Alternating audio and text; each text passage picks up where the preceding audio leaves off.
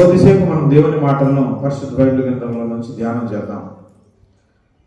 చూడండి, యేసు ప్రభు వారిని ఆనాడు సమాజంలో అనేక మంది వెంబడించారు. యేసు ప్రభు వారు ఎక్కడుంటే అక్కడ జనం తండోపతండాలుగా ఆయన వెంబడించారు. ఆయన వెంబడించినటువంటి జనాలలో అనేక గుంపులు ఉన్నాయన్నమాట. ఒక్కొక్క గుంపు ఒక్కొక్క కారణాన్ని బట్టి యేసు ప్రభు వారిని వెంబడించారు.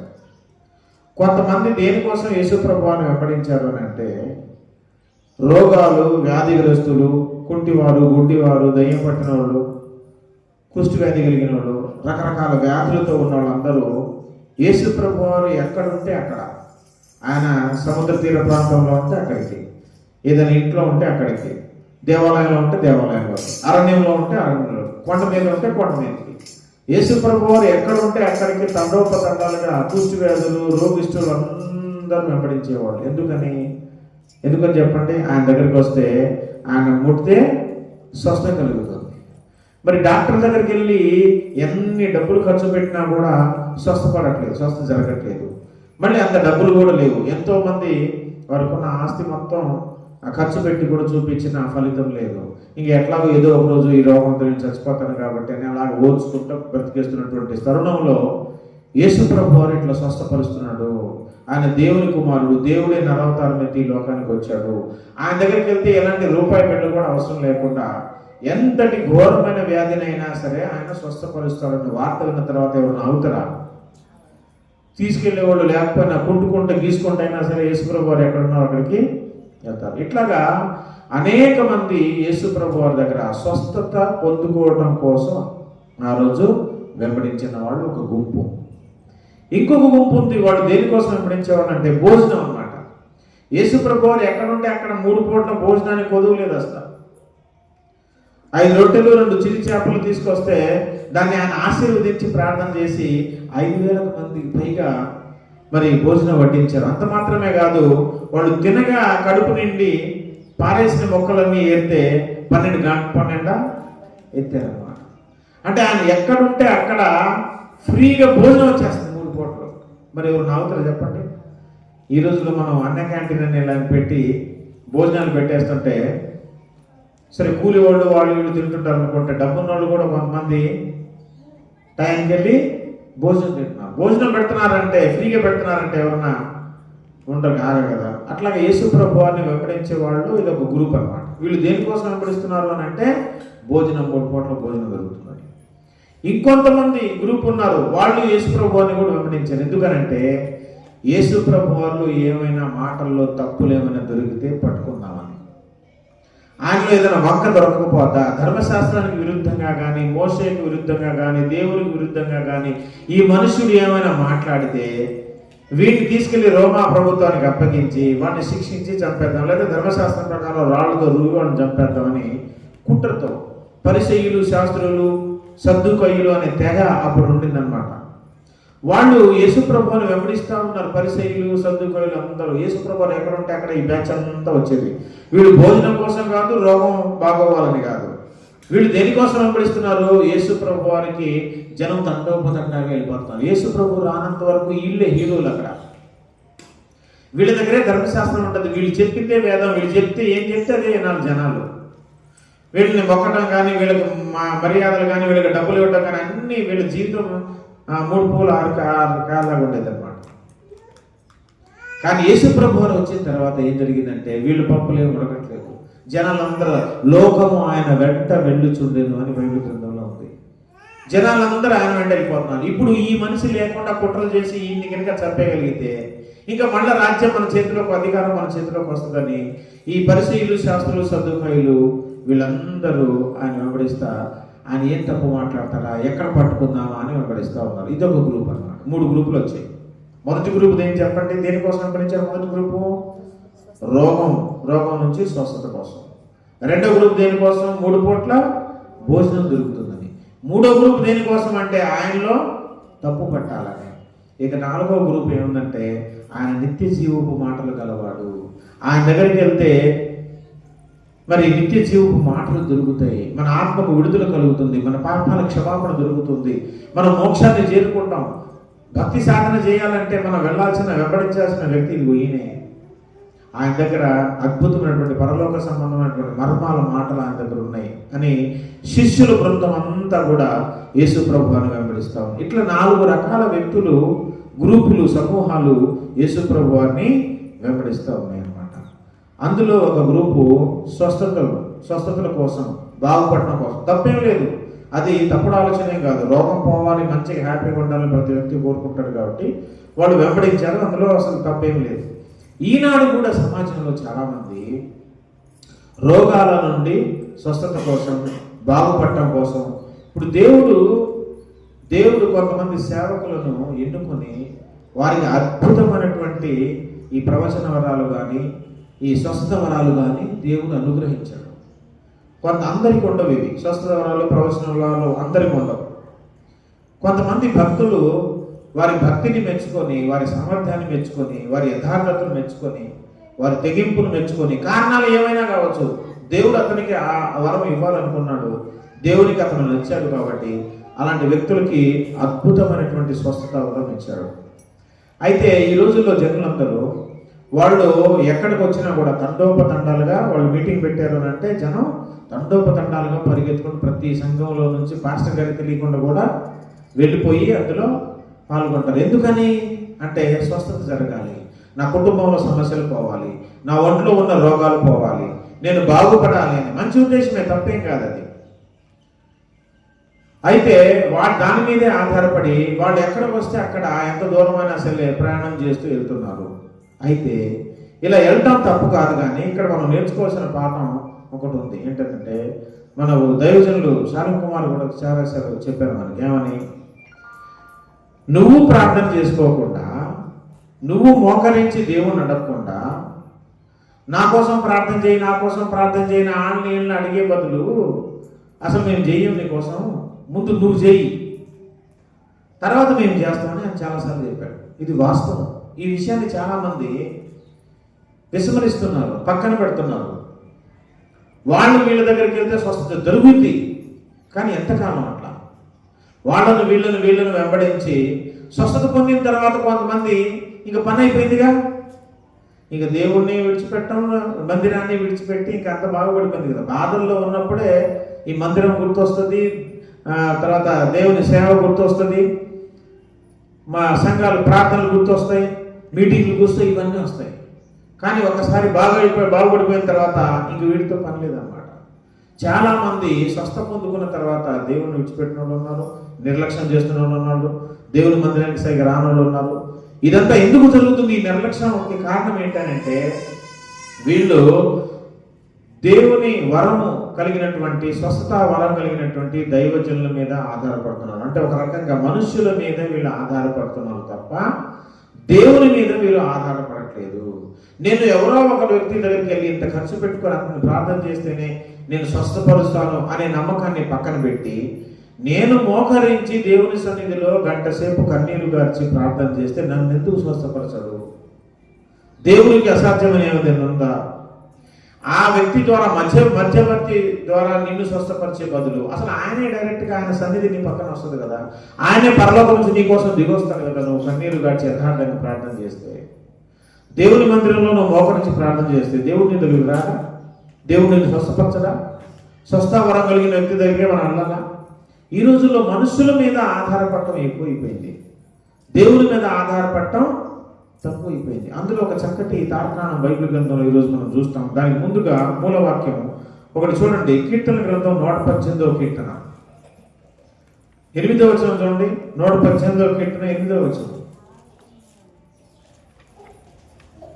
మనుష్యులను నమ్ముకొనుట కంటే యెహోవాను ఆశ్రయించుట మేలు. రాజులను నమ్ముకొనుట కంటే యెహోవాను ఆశ్రయించు. మనుషులను నమ్ముకోవద్దు, రాజులను నమ్ముకోవద్దు. నువ్వు ఎవరిని నమ్ముకోవాలి, ఎవరిని ఆశ్రయించాలని బైబిల్ చెప్తుంది తెలుసా? యెహోవాను ఆశ్రయించాలి. ఇదే కీర్తన గ్రంథం 52వ కీర్తన 8వ వచనం కూడా ఒకసారి మనం చదువుతాం. 52వ కీర్తన 8వ వచనం. నేనైతే దేవుని మందిరములో పచ్చని ఒలీవ చెట్టు వలె ఉన్నాను. దావీదు భక్తుడు అంటున్నాడు, దేవుని మందిరంలో ఎలా ఉన్నాడంట ఆయన? పచ్చని ఒలీవ చెట్టు వలె ఉన్నాను, నిత్యము దేవుని కృపయందు నమ్మిక ఉంచి ఉన్నాను. దేని యందు నమ్మిక ఉంచున్నాడు? దేవుని కృపయ. నిత్యము దేవుని కృపయందు నమ్మిక ఉంచాలి కానీ మనుషుల మీద మన నమ్మకం అనేది పెట్టుకోకూడదు. మనుషులు ఎవరో నా కోసం ప్రార్థన చేయాలి, వాళ్ళెవరో నా బుర్ర మీద చేయి పెట్టాలి, వాళ్ళెవరో నా కోసం భారాన్ని ప్రార్థన చేయాలి, వాళ్ళ దగ్గరికి వెళ్తే నాకు పిల్లలు పడతారని, ఆస్తులు కలిసి వస్తాయని, అప్పులు పోతాయని, రోగాలు పోతాయని, కుటుంబంలో శాంతి వస్తుందని మనుషుల మీద మనం ఎంతకాలం ఆధారపడతాం? అందుకే దేవుడు అంటున్నాడు, మనుషుల మీద ఆధారపడటం పక్కన పెట్టి ఎవరి మీద ఆధారపడాలి తెలుసా? దేవుని మీద ఆధారపడాలి. నిత్యము ఆయన కృపయందు నమ్మిక ఉంచాలి. దేవుని కృపకి సాధ్యం కానిది ఏదీ లేదు. దేవుని కృప సమస్తం చేయగలదు. అసలు నేను ఏమై ఉన్నానో అది దేవుని కృప అయి ఉన్నది అంటాడు పౌలు భక్తుడు. 1 కొరింథీ పత్రిక 15వ అధ్యాయం చదివితే, నేను ఏమై ఉన్నానో అది దేవుని కృప వలన అయి ఉన్నాను. మనం బ్రతికుండటం దేవుని కృప, మనం చలించటం దేవుని కృప, మన కష్టార్జితం మనం అనుభవించటం దేవుని కృప, మనం అడుగు పెట్టి అడిగేయటం దేవుని కృప, ఒక ముద్ద భోజనం నోట్లో పెట్టడం దేవుని కృప, ఈరోజు మన మందిరానికి రాగలగటం దేవుని కృప. దేవుని కృపకు అసాధ్యమైనది ఏది కూడా లేదు. నీవు మోకరించి ప్రార్థన చేయటం అలవాటు చేసుకుంటే, నువ్వే 10 మంది కోసం ప్రార్థన చేస్తే, దేవుని కృప ఎందు విశ్వాసం ఉంచితే అన్ని అద్భుతాలు చేయగల సమర్థుడు దేవుడు అన్నమాట. ఒక చక్కటి ఉదాహరణ మనం బైబిల్ గ్రంథంలో చూద్దాం. యోహాను సువార్త 5వ అధ్యాయము చూడండి, 1వ వచనం నుంచి చూస్తే యోహాను సువార్త 5వ అధ్యాయము. వాడు వచ్చినప్పుడు ఏం జరిగిందంటే, యెరూషలేముకు వెళ్ళాను. యెరూషలేములో గొర్రెల ద్వారము దగ్గర హెబ్రీ భాషలో బెతెస్దా అనబడిన ఒక కోనేరు కలదు. దానికి 5 మంటపాలు. ఇక్కడ బెతెస్దా అనే ఒక కోనేరు కనిపిస్తుంది మనకి. ఆయా సమయంలో దేవదూత కోనేటిలోకి దిగి నీళ్లు కదిలించుట కలదు. నీరు కదిలింపబడిన పిమ్మట మొదట ఎవడు దిగునో వాడు ఎట్టి వ్యాధి గలవాడైనను బాగుపడదు కనుక ఆ మంటపంలో రోగులు, గుడ్డివారు, కుంటివారు, ఉచ్చు చేతులు గలవారు గుంపులుగా పడి ఉండేది. చూసారా? అక్కడ గొర్రెల ద్వారం.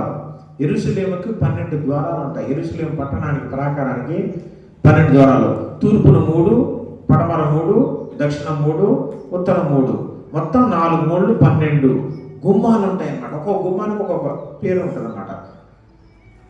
నీటి గుమ్మం ఒకటని, తర్వాత మనకు అది మత్స్య అంటే చేపల గుమ్మం ఒకటి, గొర్రెల గుమ్మం, ఇట్లా రకరకాల పేర్లు ఉంటాయి వాటికి. ఇట్లా ఇక్కడ గొర్రెల గుమ్మ ద్వారం దగ్గర ఒక కోనేరు ఉంది. ఆ కోనేరులో ఏం జరుగుతుందో తెలుసా? ఒక అద్భుతం జరుగుతుంది. ఆయా సమయాలలో దేవదూత కోనేరులోకి దిగి ఆ నీళ్లు ఇట్లా కదిలిస్తే, ఆ కదులుతున్న నీళ్లలో ఏ రోగి అయితే ముందు దూకుతాడో వాడు ఎంత భయంకరమైన వ్యాధి గలవాడైనా సరే స్వస్థపడతాడు. అంటే స్వస్థత కలిగే ఒక ప్రదేశం అక్కడ కనిపిస్తుంది. నిజానికి దేవదూతలకు మహిమ ఎట్లా వచ్చిందంటే, దేవుడు ఇచ్చిన మహిమే దేవదూతలకు వచ్చింది. దేవదూతలు వచ్చి స్వస్థపరచట్లేదు. ఇక్కడ దేవదూతలు నీళ్లను కదిలించినప్పుడు ఏం జరుగుతుంది? నీళ్లలో దూకాలి. అంటే దేవదూతలో ఉన్న మహిమ దేనికి ట్రాన్స్ఫర్ అయింది? ఇప్పుడు నీళ్ళలోకి వచ్చింది. అంటే ఒక పదార్థంలో, ఇది కూడా ఒక కాంట్రవర్సీ, పదార్థంలో దేవుని మహిమ ఉంటుందా అంటే ఉంటుంది. ఇలాంటి సందర్భాలు చాలా ఉన్నాయి. పదార్థంలో దేవుని మహిమ ఉంటుందా అంటే ఉంటుంది. ఇక్కడ నీళ్ళలో దేవుని మహిమ ఉంది. ఇక్కడ స్వస్థపరిచేది దేవదూత కాదు. దేవదూత ముట్టట్లేదు. దేంట్లో దూకుతున్నారు వీళ్ళు? నీళ్ళలో దూకుతున్నారు. అంటే దేవుని మహిమ దేవదూతలోకి వస్తే, దేవదూత నీళ్ళలో చేయి పెట్టి ఇట్లా కదిలించగానే దేవదూతలో ఉన్న మహిమ అంతా దేంట్లోకి వచ్చేస్తుంది? నీళ్ళలోకి వచ్చేస్తుంది. ఆ నీళ్లలో ఎవరైతే మొదట దూకుతాడో వాడిలోకి ఆ మహిమ వెళ్ళిపోయి వాడిని సంపూర్ణంగా స్వస్థపరిచేస్తుంది, ఎంత భయంకరమైన రోగి అయినా సరే. ఇలాంటి ఒక కార్యక్రమం అక్కడ జరుగుతుంది. ఇప్పుడు స్వస్థత కోనేటిలో ఉంది. అయితే ఈ దూకటం కోసం చాలా మంది గుంపులకు, ఎందుకంటే ఆయా సమయాల్లో దేవదూత వస్తుంది. ఎప్పుడు వస్తుందో ఏమో తెలియదు. నీళ్లు కదిలిన సౌండ్ రాగానే దూకటమే. అయితే అక్కడ ఒక వ్యక్తి కనిపిస్తా ఉన్నాడు. కింద మాట చదువు. అక్కడ 38 ఏండ్ల నుండి వ్యాధి గల ఒక మనుషుడు ఉండేను. ఎన్ని సంవత్సరాల నుంచి? 38 ఏళ్ళనైంది. 38 ఏళ్ల వయసు. అంత దీర్ఘకాలంగా రోగం. యేసు వాడు పడియుండుట చూసి వాడప్పటికి బహుకాలము నుండి ఆ స్థితిలో ఉన్నాడని ఎరిగి ఆయనకే తెలిసిపోయింది, దేవుడు కదా ఆయన. స్వస్థపడగోరుచున్నావా అని వాడిని అడిగాను. ఎన్ని సంవత్సరాల నుంచి అతనికి ఆ వ్యాధి ఉంది చెప్పండి? 38 సంవత్సరాల నుంచి ఉన్న వ్యాధి మనకి ఏమైనా ఉందా? అంటే ఎంత భయంకరమైన వ్యాధి ఉందో చూడండి ఆయనకి. చాలా కాలం నుంచి అక్కడ పడినాడంట. పాప ఆయన నడవలేని స్థితి అనమాట. బహుశా నడుము వంగిపోయి ఉండొచ్చు, నడుము పడిపోయి ఉండొచ్చు, ఏదైనా ఉండొచ్చు. కానీ అతనైతే నడిచి అందులోకి ఆ గీసుకొని వెళ్ళే లోపు ఎవరో వచ్చి దూకేస్తున్నాడు. ప్రతిసారి నిరాశతో పాపం వెనకొచ్చేస్తున్నాడు. ట్రై చేస్తున్నాడు, ఎవరో ఒకడు దూకేస్తున్నారు, వెనకొచ్చేస్తున్నాడు. ట్రై చేస్తున్నాడు, వెనకొచ్చేస్తున్నాడు. ఇసుగు కొట్టలేదు ఆయనకి. 38 సంవత్సరాలుగా ఏ రోజైనా సరే నేను ముందు దూకపోతానా, నాకు స్వస్థత కలగకపోతుందా అని ఎంతో ఆశతో ఎదురు చూడటం, ప్రతిసారి నిరాశతో అలా ఉంటే యేసు ప్రభువు ఆ వ్యక్తిని గమనించి ఏమని అడుగుతున్నాడో తెలుసా? చాలా విచిత్రమైన ప్రశ్న అడుగుతున్నాడు ఇక్కడ. ఏమనంటే, నువ్వు స్వస్థపడగోరుచున్నావా? ఇప్పుడు హాస్పిటల్లో పడుకున్న వ్యక్తి దగ్గరికి వెళ్ళి మీరు నువ్వు బాగవ్వాలని కోరుకుంటున్నావా అని అడిగితే ఏమంటాడు? బాగవ్వాలనే కదా హాస్పిటల్కి వచ్చింది, ఇక్కడ పడిందే దానికోసం కదా. అది ఒక పిచ్చి ప్రశ్నలాగా అనిపిస్తుంది కదా. అసలు తెలివి మాట్లాడుతున్నాడు. హాస్పిటల్కి వచ్చింది ఎందుకు? బాగా అవడం కోసం. నువ్వు బాగుపడాలనే ఆశ నీకు ఉందా అని అంటే ఇక్కడ యేసుప్రభువు ప్రశ్న అలాగే అనిపిస్తుంది కదా. నీవు స్వస్థపరచబడగోరుచున్నావా అంటే మరి యేసుప్రభువు ఎందుకని ఆ ప్రశ్న అడిగారు అని అంటే ఎందుకు అడిగాడంటే యేసుప్రభువు ఆ ప్రశ్న 38 సంవత్సరాల నుంచి నువ్వు ట్రై చేస్తూ వెనకొచ్చి అట పడిపోయి ఉన్నావు కదా. ఇంకా నీలో ఆ ఆశ ఉన్నదా? ఈ పాటికి ఆశ చచ్చిపోయి ఉండాలి. ఎందుకని ఇక నా బతుకి నేను బాగుండేది ఏం లేదులేగా. ఎన్ని సంవత్సరాలు, ఎన్ని నెలలు, 35 సంవత్సరాలు ట్రై చేస్తుంటే ఇక నా వల్ల కాదు, నన్ను తీసుకెళ్ళి ఎవరు లేరు అని ఆశ చచ్చిపోవాలి కదా. యాక్చువల్గా ఆ ఆశ బ్రతికున్నదా అని పరిశీలించడం కోసం యేసుప్రభువు అడుగుతున్నారు అనమాట. స్వస్థపరచబడగోరుచున్నామని అడిగితే వాడు ఏమన్నాడు తెలుసా? ఆరోగ్య అయ్యా, నీళ్లు కదిలింపబడినప్పుడు నన్ను కోనేటిలోనికి దించుటకు నాకు ఎవడనూ లేడు అంటారు వాడు అనమాట. కనుక నేను వచ్చునంతలో, అంటే ట్రై చేస్తున్నట్టేగా, నేను వచ్చునంతలో మరి ఎప్పుడు నాకంటే ముందుగా దిగునని ఆయనకు ఉత్తరం ఇచ్చాను. యేసు నీవు లేచి నీ పరుపెత్తుకొని నడుమని వాడితో చెప్పగా వెంటనే వాడు స్వస్థత నుండి తన పరుపునెత్తుకొని నడిచాను. దేవుని నామానికి స్తోత్రం కలుగుగాక. హల్లెలూయా. 38 సంవత్సరాల వ్యాధికి ఫుల్ స్టాప్ పడింది. ఇప్పుడు స్వస్థపరిచింది కోనేరా? యేసుప్రభువా? యేసుప్రభువు. ఇప్పుడు కోనేటిలో లేదు స్వస్థత ఈ వ్యక్తి దగ్గరికి వచ్చింది. యేసయ్యలో ఉంది స్వస్థత. కోనేరును నమ్ముకొని ఎంతకాలం ఉంటాం? తప్పు కాదు. దేవుడు వాళ్ళకు వరాలు ఇచ్చాడు, వాళ్ళ దగ్గర మహిమలు ఉన్నాయి, వాళ్ళ దగ్గర స్వస్థపడుతుంది. కానీ ఎంతకాలం? అసలు అంత దూరం, అంత రిస్క్ ఎందుకు? నీ ఇంట్లో యేసయ్య లేడా? నువ్వు మోకరించి ప్రార్థిస్తే, నువ్వు దేవుని మందిరానికి ఇక్కడికి వచ్చి గంటసేపు కన్నీరు కాచి ఇక్కడ యేసయ్య వస్తాడా రాడా? 2-3 ఉన్న చోటనే ఉంటాడు, ఒకడున్న చోట ఉండడా? ఒకడున్న ఏలియా దగ్గరికి వెళ్ళలేదా? ఒకడున్న హన్న దగ్గరికి రాలేదా?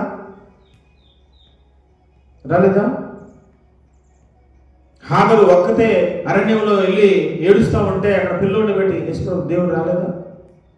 వస్తాడు. కాబట్టి యేసయ్యకి సమస్తము సాధ్యమే. యేసయ్య నిన్ను స్వస్థపరచడానికి వెళ్ళినప్పుడు నువ్వు ఎవరో దగ్గర వెళ్ళి ఎవరి మీద ఆధారపడాల్సినటువంటి అవసరమే లేదు. అయితే ఇతను స్వస్థపడిన తర్వాత ఇతను ఏం చేశాడు తెలుసా? 12వ వచనం చదవండి.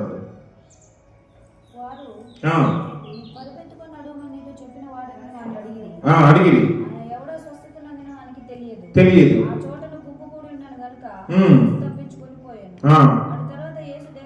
వాడు తరువాత యేసు దేవాలయములో వానిని చూచి, ఇదిగో స్వస్థత నొందితివి, మరి ఎక్కువ కీడు నీకు కలుగకుండునట్లు ఇంకను పాపం చేయదు. అంటే ఇతను పాపం చేయుట వలన వచ్చిన వ్యాధి. ఇంకెక్కువ కీడు కలగకుండా ఉన్నట్లు ఇకను చదవమది, ఇకను పాపం చేయొద్దని ఎవరిని అంటారు? ఇప్పుడు దాకా పాపం చేసేది కాబట్టి. అసలు ఏ పాపం లేని వాడిని ఇకను పాపం చేయమంటారా?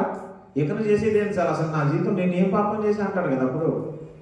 అంటే పాపం, మనం చేసే పాపాలను బట్టి, అతిక్రమములను బట్టి దేవునికి ఆయాసకరమైనటువంటి పనులను బట్టి దేవుణ్ణి బాధ కలిగించి గాయపరిచే పనులు పాపాలు మనం చేస్తే వాటి ద్వారా చిన్న చితక కావచ్చు, పెద్ద రోగమైనా కావచ్చు మన జీవితంలోకి వస్తుంది. మన జీవితంలోనికి రోగం రావడానికి కారణం మనం చేసే పాపమే. గుర్తుపెట్టుకోవాలి ఈ విషయాన్ని. ఆ పాపం నీకు వచ్చిన రోగానికి మూల కారణం ఏ పాపం అయ్యిందో అది నువ్వు ఎక్కడ చేసావో నీకు నువ్వే ప్రశ్న వేసుకొని నీకు నీవే ఆత్మ పరిశీలన చేసుకొని ఫలాని తప్పు, ఫలాని అపరాధం, ఫలాని అతిక్రమం, ఫలాని ఆజ్ఞాతిక్రమం నాలో ఉండటాన్ని బట్టి ఇది నాకు వచ్చి ఉండొచ్చు అనే ఒక అవగాహనకు నువ్వు వచ్చి దాని గురించి దేవుని సన్నిధిలో అడగాలి. ఆ పాపం జోలికి ఇంకెన్నడూ వెళ్ళకూడదు. పాపం చాలా సులువుగా చిక్కులు పెట్టేస్తుంది. మనకు తెలియదు, మనం పాపం అనగానే పెద్ద పెద్దయే లెక్క పెట్టుకుంటాం. వ్యభిచారం నేను చేయట్లేదుగా, నేను చాలా మంచిదాన్ని, నేను ఎవరిని నరహత్య కత్తి పట్టుకుని ఎవరిని హత్య చేయలేదుగా, ఎవరి ఇంట్లో బంగారం హత్య రాలేదుగా, నేను సినిమా థియేటర్కి పోయి సినిమాలు చూసి ఎంజాయ్ చేయలేదుగా, అమ్మాయి నేను మత్తు సారాగిరా ఏమి తాగట్లేదుగా, నాకంటే పరిశుద్ధురాలు ఎవరు లేరు అనుకోవడం తప్పదు. పాపం అనగానే పెద్ద పెద్ద ఈ క్రైస్తవులను ఎవడు చేయడి. కానీ క్రైస్తవులు చేసే భయంకరమైన పాపాలు చాలా ఉన్నాయి. దేవుని చిత్తమైతే ఇంకోసారి అసలు క్రైస్తవులు చేసే పాపాల గురించి మనం మాట్లాడతాం, డిస్కస్ చేద్దాం. అందుకే ఇకను నువ్వు పాపం చేయి. ఈ వ్యక్తి ఎక్కడ కనబడ్డాడో తెలుసా? స్వస్థ పొందిన తర్వాత ఎక్కడ ఉన్నాడు ఇతను? దేవాలయంలో యేసు దగ్గరికి వచ్చాడు. అంటే స్వస్థత పొందుకున్న తర్వాత నువ్వు కనబడాల్సింది, ఉండాల్సిన, గడపాల్సిన స్థానం ఎక్కడో తెలుసా? స్థలం ఎక్కడో తెలుసా? దేవుని మందిరం. ఈ రోజుల్లో స్వస్థపడిన తర్వాత దేవుని మందిరం రావాల్సిన అవసరం. దేవుని మందిరానికి క్రమం తప్పకుండా ఎప్పుడు వస్తాము? మన ఒంట్లో బాగలేనప్పుడు, ఇంట్లో సమస్యలు ఉన్నప్పుడు, పరిస్థితులు బాగలేనప్పుడు పరిగెత్తుకుంటూ చేయాల కోసం ప్రార్థన చేయండి అని బాగా భక్తి ఉన్నట్టు మనం అందరం నటిస్తాం. మనం అందరం అంటున్నాం, అంటే నేను కూడా ఉన్న అందులో. మనం అందరం ఎంత బాగా యాక్టింగ్ చేస్తాం, పెర్ఫార్మెన్స్ చేస్తామంటే ఒంట్లో బాగలేనప్పుడు, ఇంట్లో పరిస్థితులు బాగలేనప్పుడు, అప్పులు పాలైనప్పుడు, కష్టాలు ఉన్నప్పుడు మనమందరం ఏడుపు వచ్చేసి కమల్ హాసన్ గారిని మించినటువంటి భక్తి ప్రదర్శన చేస్తాం. కానీ రోగం తగ్గిపోతే ఇంకా పట్ట 2-3 నెలలు కనపడం అసలు. మళ్ళీ ఎప్పుడు దాకా? మళ్ళీ ఏదో ఒకటి వచ్చేదాకా ఊళ్ళో తిరగటం, రోగాలు కొని తెచ్చుకోవడం, బాధలు కొని తెచ్చుకోవటం, ఏడకు వచ్చి ఆడవటం. ఇదేంటిది? ఏడ్సే సంతరం అయితే ఏడు బాగుపడటం, పత్తాలు ఏమనుకోదు. ఇది హాస్పిటల్ కాదు. హాస్పిటల్ అయితే మళ్ళీ తేతాకు రోజు నన్ను స్వస్థపరిచిన డాక్టర్ ఈయనే కాబట్టి రోజుకు ఒకసారి సంప్రదించి వద్దామని వెళ్ళాం మనం. హాస్పిటల్కి ఎప్పుడు వెళ్తాం? రోగం వస్తేనే. ఇది హాస్పిటల్ కాదు, రోగం వస్తేనే రావడానికి. ఇంకా రోగం రాకుండా ఉంటానంటే ఇక్కడికి రావాలి నువ్వు. కాబట్టి ఇక్కడ వ్యక్తిని చూస్తే స్వస్థపడిన తర్వాత ఎక్కడ కనిపిస్తున్నాడు? దేవాలయంలో కనిపిస్తున్నాడు. ఇంకొక మాట చూడు, అపోస్తల కార్యముల గ్రంథం 3వ అధ్యాయంలో ఇక్కడ పేతురు యోహాను దేవాలయానికి వెళ్తున్నప్పుడు అక్కడ కుంటివాడు ఒకడు అక్కడ ఉన్నాడు అన్నమాట. 3వ వచనం చూడండి. పేతురు యోహాను భిక్షమడుగా మార్చు చూడువు ఏమైనా దొరికింది అనుకున్నప్పుడు అందరు పేతురు, వెండి బంగారాలు నా యొక్క లేవు కానీ నాకు కలిగిందే నీకు ఇస్తున్నాను, నజరేయుడైన యేసుక్రీస్తునామమున నడువమని చెప్పి వారు కుడి చేయి పట్టుకొని లేవనెత్తిన వెంటనే ఆయన పాదములు చెల్లుమండం బలం పొందారు. కుంటోడు అసలే కండరాల్లో, నరాల్లో, ఎముకల్లో భయంకరమైనటువంటి దేవుడి శక్తి నింపబడినప్పుడు బలం వచ్చేసింది. దిగ్గున లేచి నిల్చున్నాడు అనమాట. నిల్చిన తర్వాత ఏం చేశాడు కదా? వాడు దిగ్గున లేచి, మామూలు చిన్న కూడా లేవలేదు, ఎంత హుషారుగా లేచాడంటే వాడు దిగ్గున లేచి నిలిచి నడిచాను, నడుచుచు గంతులు వేయించు దేవుని స్తుతిస్తూ వారితో కూడా ఎడగలేను. ఇంటికి పోవచ్చు కదా. ఇన్ని రోజుల నుంచి కాళ్ళు రానోళ్ళు కాళ్ళు వస్తే ఫస్ట్ మా అమ్మ నాన్నలకో, నా బంధువులకో, నా భార్యకు చూపించాలని ఆశ ఉంటుంది కదా. ఇంటికి పరిగెత్తలే, ఆడికి పరిగెత్తాడు దేవాలయంలో. అంటే స్వస్థపడిన తర్వాత మనం గడపవలసిన ప్రాంతం ఎక్కడా? దేవాలయం. దేవుని సన్నిధిని విడిచిపెట్టకూడదు. దేవుని సన్నిధిలో అనేకులకు ఆ మాట చెప్పాలి. దేవుడు నా జీవితంలో ఇగో ఈమెయిల్ చేశాడు, ఇగో నా కుటుంబంలో ఇన్ని సమస్యలు ఉంటే దాని నుంచి నాకు విడుదల కలిగింది నిన్న. దేవుడు నా కుటుంబంలో, నా జీవితంలో గొప్ప చెప్పాడని 10 మందికి చెప్తే వాళ్ళు కూడా నీలాగే దేవుని మీద ఆధారపడటం నేర్చుకుంటారుగా. వాళ్ళ సమస్యలు కూడా ఆడికెళ్ళకి చెప్పడం వేస్ట్, ఏసైకి చెప్పాలని వాళ్ళు కూడా ఆ పాఠం నేర్చుకుంటే వాళ్ళు కూడా ఇంటికి వెళ్ళి మోకరించి ప్రార్థన చేస్తారుగా. వాళ్ళు అలా చేయడానికి కారణం నువ్వు అవుతావుగా. అప్పుడు నిన్ను బట్టి దేవుణ్ణి నామం మహిమపరచబడుతుందిగా. అందుకే ఇక్కడికి వచ్చి సాక్ష్యం చెప్పి 10 మందికి సాక్షిగా నువ్వు నిలవాలి. ఏసైలో ఇంకా అంటుకట్టబడాలి. నువ్వు ఏసైని గట్టిగా అత్తుకోవాలి. నిన్ను ఇటువంటి గొప్ప అద్భుతం విడుదల నీ జీవితంలో కలిగినందుకు. అంతేగాని ఈ రోజుల్లో అలా చేయట్లేదు జనం. ఏం చేస్తున్నావు? స్వస్థపడిన తర్వాత వెళ్ళిపోతాం. లూకాసు వార్త చూడండి ఒకసారి. లూకాసు వార్త 5వ అధ్యాయంలో 8వ అధ్యాయం చూద్దాం. లూకాసు వార్త 8వ అధ్యాయం తీయండి ఒకసారి. 26వ వచనం.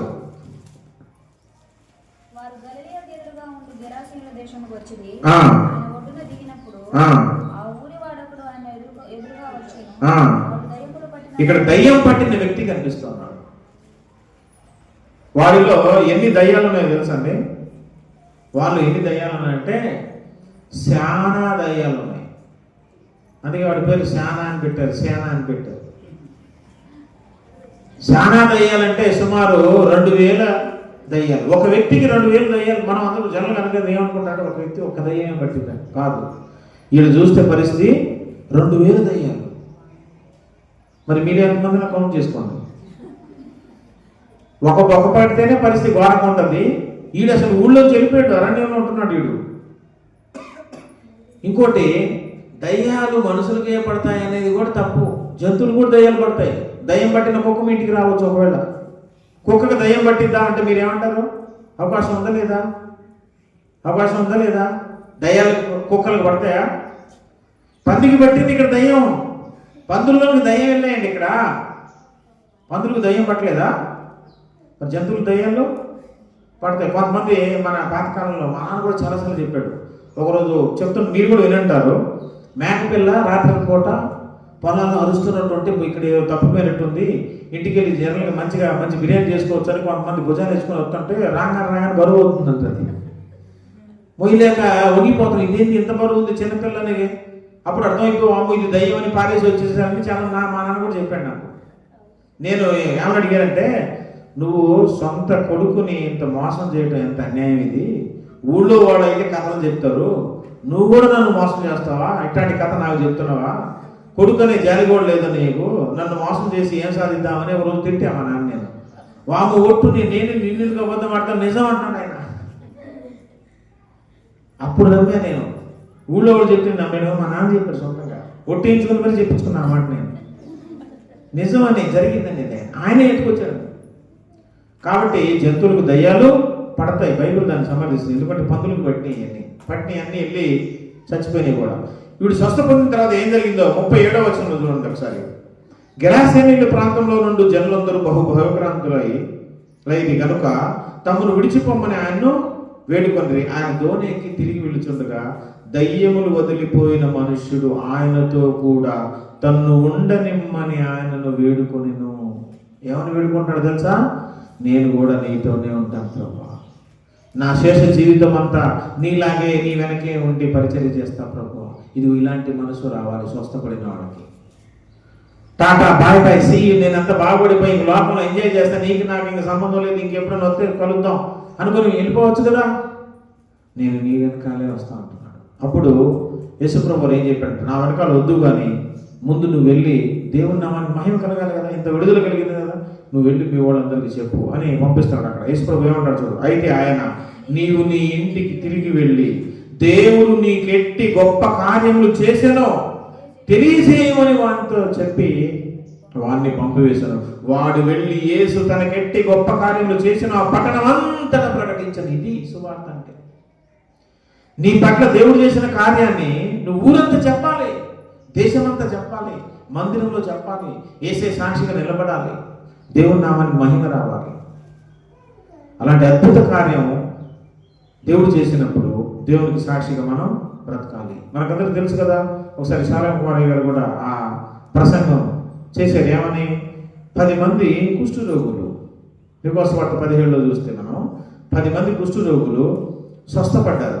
యేసుప్రభు దగ్గరికి వచ్చినప్పుడు వాళ్ళు వెళ్తూ ఉన్నప్పుడు స్వస్థ కలిగితే స్వస్థ పొందిన తర్వాత 9 మంది పత్తాలు లేకుండా అడ్రస్ లేకుండా వెళ్ళిపోయారు. ఒక్కడే తిరిగి వచ్చి యేసయ్య దగ్గరికి వచ్చారు. మిగతా వాళ్ళు ఏరి అన్నాడు. అంటే వాళ్ళు మళ్ళీ తిరిగి యేసయ్య దగ్గరికి రాలేదు. స్వస్థత పడి ఇంకెళ్ళి లోకంలో ఎంజాయ్ చేసుకున్నాం. కానీ ఒకడు మాత్రం, వాడు పరిసయ్యుడు. వచ్చిన వాడు ఎవరు తెలుసా? చూడండి ఒకసారి. ఎవడు? లూకాసు వార్త 17వ అధ్యాయము. లూకాసు వార్త 17వ అధ్యాయము. పరిసయ్యుడు కాదు, సమరయుడు. 16వ వచనం. గొప్ప శబ్దముతో దేవుని మహిమపరచుచు తిరిగి వచ్చి ఆయనకు కృతజ్ఞతాస్తుతులు చెల్లించుచు ఆయన పాదముల యొద్ద సాగిలపడిన వాడు సమరయుడు. సమరయుడు అంటే అన్యుడు. సమరయుడితో యూదులు సాంగత్యం చేయరు. సమరయ స్త్రీ నీలబావి యాకోబు బావి దగ్గరకు వచ్చిన స్టోరీ మనకు తెలుసు కదా.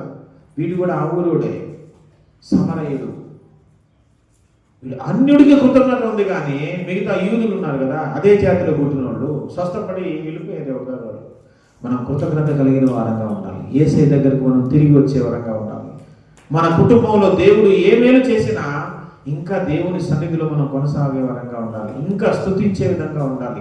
ఇంకా దేవుని సంఘానికి దగ్గర అవ్వాలి. దైవజనులతో కలిసి ఆయన రాజ్య విస్తరణలో మన వంతు సహకారం మనం అందించాలి. తెలుసండి, మనం దేవుని కోసం ఏం చేసినా, ఏ పని చేసినా, రూపాయి ఇచ్చినా దానికి ప్రతిఫలం 100 రెట్లు ఉంటుంది. నువ్వు ఎవరికి ఇచ్చినా వడ్డీ మహా అయితే రూపాయి వడ్డీ, 2 రూపాయల వడ్డీ, 3 రూపాయల వడ్డీ, నీ వైపు ఎంత ఉంటుంది? మహా అయితే 10 రూపాయల వడ్డీ ఉంటుంది. 100 రూపాయల వడ్డీ ఉంటుందా? కానీ యేసయ్య దగ్గరికి నువ్వు ఇచ్చిన ప్రతి దానికి 100 రూపాయలు వడ్డీ కట్టి మరీ ఇస్తాడు. కాబట్టి దేవుడు ఇచ్చే ఆ బహుమానాన్ని మనం పొందుకోవాలి అంటే, మనలో రోగాలు వచ్చినప్పుడు వీళ్ళ మీద, మనుషుల మీద ఆధారపడటం కాకుండా దేవుని సన్నిధికి వచ్చి మోకరించి దేవుని మీద నువ్వు ఆధారపడగలిగితే, దేవుని కృప యందు నమ్మిక ఉంచగలిగితే, దేవుడు నిన్ను నీ కుటుంబాన్ని స్వస్థపరుస్తాడు. స్వస్థపరిచిన తర్వాత ఇంకా నమ్మకంగా దేవుని సేవలో మనం కొనసాగాలి. ఇట్టి కృప దేవుడు మనకందరికీ అనుగ్రహించును గాక. ఆమేన్.